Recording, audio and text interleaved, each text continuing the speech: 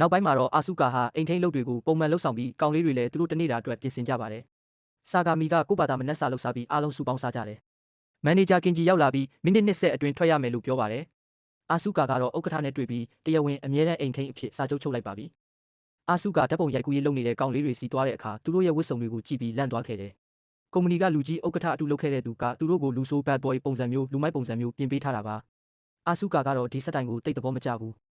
ဒါနဲ့သူကဘန်းတွေကိုအသုံးပြုတဲ့ concept အယူအဆတစ်ခုကိုအကြံပေးလိုက်ပါတယ်။ဘွန်းအဖွဲ့လည်းဘန်း concept နဲ့ဓာတ်ပုံရိုက်ကူးကြပါတော့တယ်။နောက်တော့ကောင်လေးတွေကနောက်လအတွက်ဘာအစီအစဉ်မှမရှိဘူးလို့ညှိတွားကြတဲ့အခါဆာဂါမီကငါစီစဉ်လိုက်မယ်ဆိုပြီးမနက်9 နာရီထအပြည့်လေ့ကျင့်ခန်းလုပ်တာတွေပါဝင်တဲ့အချိန်စရာအရှိကြီးတစ်ခုကိုပို့ပေးတယ်။အာစုကာရဲ့ဖုန်းကိုလည်းယူပြီးစားတောက်မဲ့အစီအစဉ် meal plan ကိုပို့လိုက်တယ်။နာရုစ်ကအာစုကာကိုရှင်းပြတာကဆာဂါမီဟာအရင်ဖွဲ့ဝင်တယောက်ပေါ်ဖိအားပေးခဲ့လို့အဲ့ဒီလူထွက်သွားပြီးတဲ့နောက်ပိုင်းဆာဂါမီဟာလူတော့မတိုးတဲ့သူဝမ်းနဲ့ဖြစ်သွားတာတဲ့။နာရုတ်ကအာစုကာကိုအလုံးမထွက်ဖို့လဲမျှော်လင့်နေပါတယ်ဘုံအဖွဲ့ဟာဈေးဝယ်စင်တာ shopping mall တစ်ခုမှာဖျော်ဖြေခွင့်ရလို့ပြင်ဆင်ကြတယ်။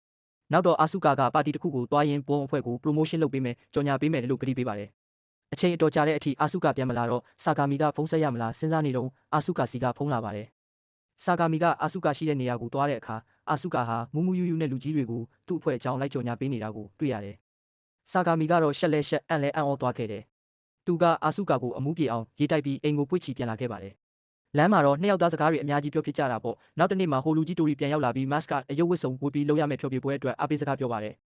ဘုံအဖွဲ့နဲ့အာစုကာတို့ကြောင်သွားကြတယ်ဘာလို့လဲဆိုတော့လက်ကန်းစာဆောင်မှာဘုံနာမည်တောင်မပါလို့ပါ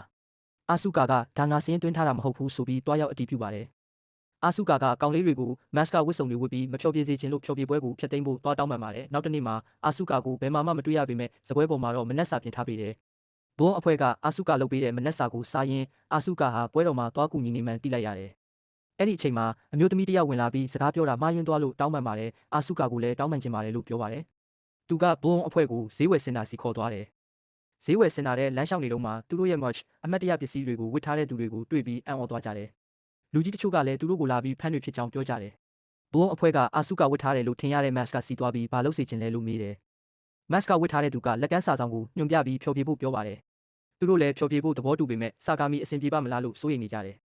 အဲ့ဒီအချိန်မှာနောက်ကနေအာစုကာရဲ့ခေါ်တန်ကြားလို့လှည့်ကြည့်လိုက်တော့အာစုကာဖြစ်နေတယ်။ဒါဆိုမတ်ကထဲကဘယ်သူလဲဆိုတာကြည့်လိုက်တဲ့အခါဆာဂါမီဖြစ်နေပါတော့တယ်။ဆာဂါမီကတော့အချိန်ဖြုံးဖို့ဝတ်ထားတာလို့လိန်ပြောလိုက်ပါတယ်။ဒါပေမဲ့ဆာဂါမီရဲ့အဲ့ဒီဗီဒီယိုကအင်တာနက်မှာနာမည်ကြီးသွားခဲ့တယ်။နောက်တော့အာစုကာရဲ့တငယ်ချင်းရောက်လာပြီးသူ့ရီးစားကဖောက်ပြန်သွားတယ်လို့လာမှုပြောတယ်။အဲ့ဒီအချိန်မှာလူတစ်ယောက်ဝင်လာပါတယ်။အဲ့ဒါကတော့ခင်းနီရဲ့မန်နေဂျာဟောင်းဖြစ်ပြီးအခုဘုံရဲ့မန်နေဂျာအသစ်ဖြစ်လာမဲ့သူပါ။ကောင်လေးတွေကအရင်မန်နေဂျာကင်ဂျီအလုပ်ဖြုတ်ခံရတာလားလို့မေးပေမဲ့ကင်ဂျီကဝင်လာပြီးမဟုတ်ဘူးလို့ပြောပါတယ်။မန်နေဂျာတစ်ကဘုံကိုချဲနီလိုမျိုးနာမည်ကြီးအောင်လုပ်ပေးမယ်လို့ကတိပေးပါတယ်။ဘုံအဖွဲ့ထွက်သွားပြီးတဲ့နောက်အာစုကာကသူ့တငယ်ချင်းကိုမေးမြန်းတဲ့အခါတငယ်ချင်းကဟိုမိမကရီးစားဖြစ်သူကိုလာတောင်းပန်နေတာလို့ပြောပြီးဒီညဒီမှာတဲလို့ရမလားလို့မေးတယ်။အာစုကာကတော့ကောင်လေးတွေကိုခွင့်တောင်းရအောင်မှမို့လို့ဝေခွဲမရဖြစ်နေပါတယ်